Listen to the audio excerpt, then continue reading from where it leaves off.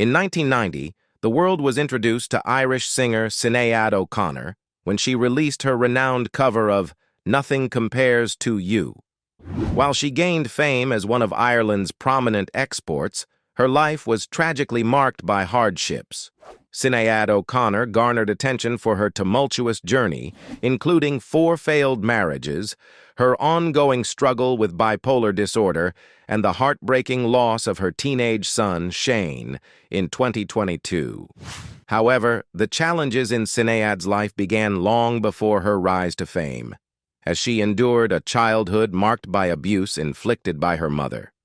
To delve deeper into the tragic narrative of Sinead O'Connor's life, please continue watching this video until the end. Sinead O'Connor's early life was marked by significant challenges and hardships. She was born in 1966 in Dublin, Ireland, to parents who later divorced when she was still quite young. This familial fracture had a profound impact on her upbringing and choices in life. Following her parents' divorce, Sinead O'Connor made the difficult decision to live with her father. This choice undoubtedly played a pivotal role in shaping her formative years and influencing her future trajectory. It is essential to recognize that her early experiences at home were not conventional, setting the stage for a tumultuous journey ahead. By the age of 15, Sinead O'Connor found herself embroiled in a world of shoplifting. This behavior might have been a manifestation of her internal struggles, as it often is for troubled teenagers seeking an outlet for their emotions and frustrations. However, her life took an even more challenging turn when she was sent to one of Ireland's infamous Magdalene Laundries, or Magdalene asylums. The Magdalene Laundries were notorious institutions in Ireland, primarily run by religious orders, where young women were sent for various reasons, often related to perceived antisocial behaviors. The Washington Post's reference to these institutions hints at the deeply patriarchal and moralistic society that existed in Ireland at the time. These institutions were used to hide away women who were deemed unfit for society according to prevailing conservative values. Although it's mentioned that Sinead O'Connor was sent to Magdalene Laundry, the specific reasons for her placement are not disclosed. However, these institutions were notorious for housing unmarried pregnant women, those who were seen as rebellious, or even those who had engaged in behavior that was deemed deviant or contrary to societal norms. It is crucial to note that many women who ended up in Magdalene Laundries were often victims of circumstance rather than criminals deserving of punishment. The experience at Magdalene Laundry must have been incredibly challenging for Sinead O'Connor. These institutions were often characterized by harsh conditions, forced labor, and a lack of personal freedom. Many women who spent time in these asylums suffered severe emotional and physical abuse, leaving deep scars that would last a lifetime. Sinead O'Connor's time spent in one of Ireland's Magdalene Laundries, which was operated by the Roman Catholic Church, was a pivotal period in her life. Lasting approximately a year and a half, her experience in this institution was complex, with both positive and deeply troubling aspects. During her stay at the Magdalene Laundry, Sinead O'Connor received her first guitar as a gift from a nun, an event that would prove to be a transformative moment in her life. This gift opened up a new world of creative expression for her and paved the way for her future career in music. The guitar became her outlet for emotions and her means of finding solace amidst challenging circumstances. However, the Magdalene Laundries were not just places of benevolent gestures. Sinead also bore witness to disturbing instances of abuse at the hands of priests. While it remains unclear to what extent she personally experienced this abuse, her exposure to such behavior within the church had a profound impact on her. It is worth noting that the Magdalene Laundries were infamous for their oppressive and punitive atmosphere, where many women were subjected to physical and emotional mistreatment. Sinead O'Connor's experiences during her time in the Magdalene Laundry played a significant role in shaping her life's mission. Exposing the abuse and misconduct within the Roman Catholic Church became one of her defining causes. This commitment to highlighting the Church's wrongdoings became a recurring theme in her life, both in her music and public statements. Through her art and activism, she used her voice to demand accountability and justice for the victims of abuse within religious institutions. In 2018, Sinead O'Connor made a significant decision that further solidified her break from the Catholic Church. She converted to Islam, a move that reflected her personal spiritual journey and beliefs. Alongside her conversion, she changed her name twice, emphasizing her desire to redefine her identity and separate herself from the past. Despite these changes, she continued to perform under her well-known stage name, Sinead O'Connor, indicating her continued commitment to her music and her mission to shed light on important social issues. Sinead O'Connor's time at one of Ireland's Magdalene Laundries was marked by harrowing experiences that extended beyond witnessing abuse. She not only bore witness to child abuse within the institution, but also endured significant challenges within her own family, adding layers of trauma to her early life. Within the Magdalene Laundry, Sinead O'Connor's account, as documented in the Washington Post, sheds light on the distressing conditions she faced. These institutions were notorious for their brutal practices, including barbaric corporal punishments, psychological abuse, and sexual abuse. The extent of the abuse she personally suffered within the Magdalene Laundry is not explicitly mentioned, but her description of witnessing such horrors underscores the deeply traumatic environment she was exposed to during her stay. Sinead's tumultuous upbringing did not end with her time in the Magdalene Laundry. Her experiences with abuse continued within her own family. Tragically, her mother passed away in a car accident when Sinead was just 19 years old, as reported by People magazine. While the specific details of her relationship with her mother and the nature of the abuse are not provided in the information, this loss at a young age undoubtedly had a profound impact on Sinead's emotional well-being and further added to her already complex and traumatic life experiences. The combination of enduring abuse within her family and her traumatic time in the Magdalene Laundry likely left deep emotional scars on Sinead O'Connor. These early life challenges would go on to shape her as an individual and influence the themes and intensity of her music and activism in the years to come. Sinead O'Connor's candid revelation to Dr. Phil in 2017 provides a stark and deeply unsettling glimpse into her tumultuous and traumatic upbringing. Her mother's struggles with mental health issues and substance use disorders had a profound and lasting impact on Sinead's life. According to Sinead's harrowing account, her mother subjected her to relentless physical abuse, a form of torment that is difficult to fathom. Perhaps the most disturbing aspect of her ordeal was the forced isolation she endured. Sinead described being compelled to live outdoors in a shed for extended periods, a living situation that was characterized by deprivation, vulnerability, and a profound sense of abandonment. Sinead's portrayal of her mother is chilling, as she recounted how her mother seemed to derive a twisted pleasure from inflicting pain on her children. The image of her mother smiling while causing harm underscores the sadistic and abusive environment that Sinead and her siblings were trapped in.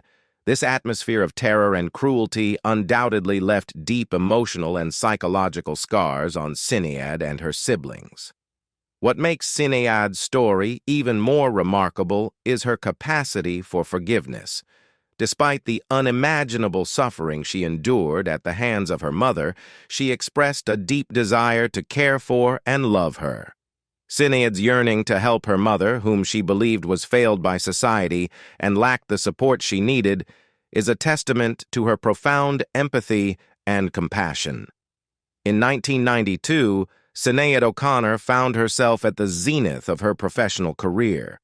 But it was a pivotal moment on Saturday Night Live that would thrust her into the center of a firestorm of controversy. During her performance on the show, she made a bold and provocative protest by tearing up a picture of Pope John Paul II. This act of protest was intended to draw attention to the alleged abuses within the Catholic Church, particularly those involving children and vulnerable individuals. Sinead's actions on Saturday Night Live were undeniably divisive, sparking intense reactions and discussions among her audience and the broader public. Her protest quickly became a hot-button issue, and she found herself put on trial in the court of public opinion. One notable voice that joined the chorus of criticism against Sinead O'Connor was Madonna, a widely popular singer known for her provocative and boundary-pushing performances. Madonna took a stance in support of the Catholic Church, expressing her disagreement with Sinead's method of protest. She believed that there were more constructive ways for Sinead to convey her ideas and concerns, rather than tearing up an image that held deep significance for many people. Madonna's viewpoint, as expressed via the New York Times, reflected the perspective of those who felt that Sinead's actions were disrespectful and offensive.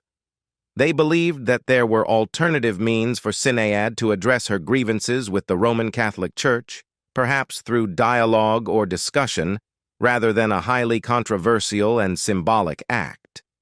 Sinead O'Connor's relationship with Prince, despite their collaboration on her biggest hit, Nothing Compares to You, was marked by complexity and tension throughout their interactions. Their rocky history includes a notable physical altercation and strong accusations made by Sinead regarding Prince's beliefs and practices. The collaboration between Sinead O'Connor and Prince resulted in the creation of Nothing Compares to You, a song that catapulted her to international stardom. However, their personal relationship was far from harmonious. Sinead revealed in a 2014 interview with the Irish Independent that they had a punch-up early in her career, reflecting their mutual friction. The details surrounding this altercation remain somewhat unclear, but it speaks to the intensity of their interactions. One of the most startling aspects of Sinead's comments about Prince came in her 2021 memoir, Rememberings, as reported by the Irish Post. In her memoir, she referred to Prince as a devil worshipper and made claims about his supernatural abilities. She stated that an old girlfriend of Prince's had told her that he had the power to make objects move around the room, implying a belief in paranormal or occult practices. These allegations about Prince's beliefs and practices are highly controversial and have been met with skepticism and debate. It's important to note that Prince was a deeply private and enigmatic individual, and his personal beliefs and practices, if any, remain largely speculative. In 1995, Sinead became entangled in a protracted and emotionally draining custody battle with John Waters, the father of her second child, daughter Rosen. This legal battle was marked by allegations that questioned her fitness as a mother, creating a hostile and contentious environment. The prospect of potentially being separated from her daughter was a deeply distressing and painful experience for Sinead. The culmination of these challenges led to a profound crisis in 1999. On her 33rd birthday, following a particularly taxing court session where it was suggested that she would have limited access to her daughter, Sinead attempted suicide. She revealed later that she had ingested 20 Valium pills in a serious and desperate bid to end her life. Her suicide attempt was a critical moment that she described as bringing her to the brink of death.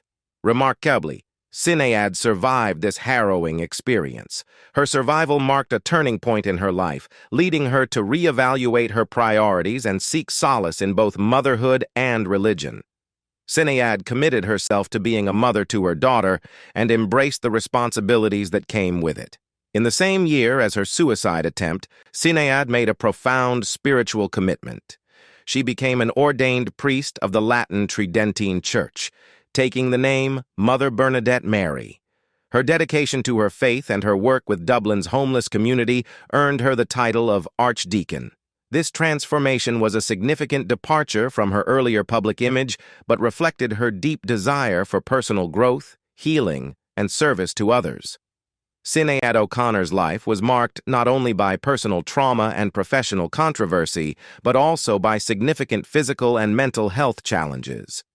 These challenges added to the complexity of her journey, and she was candid about her struggles.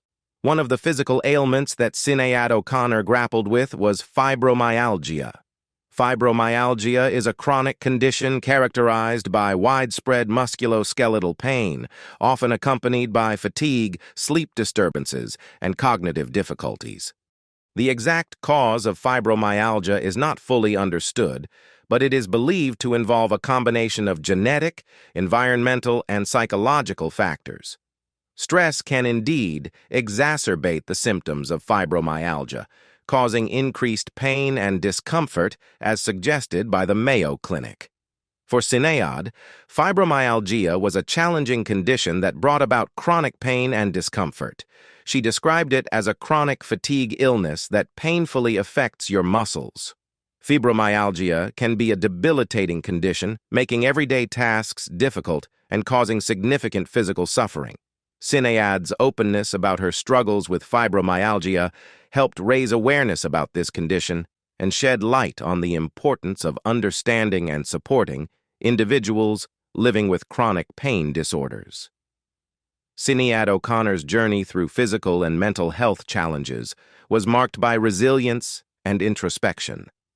Her openness about her struggles with fibromyalgia and bipolar disorder shed light on the complexities of these conditions and her own path toward healing and understanding.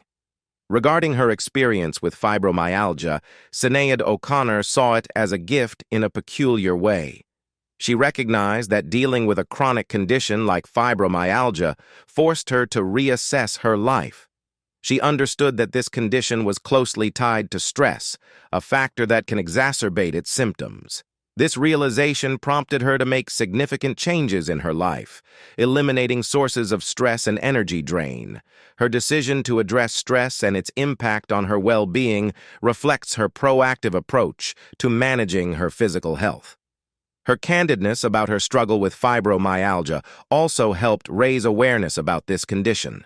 By sharing her experience, she contributed to a broader understanding of the challenges faced by individuals dealing with chronic pain disorders, and she underscored the importance of addressing stress as a potential trigger for these conditions.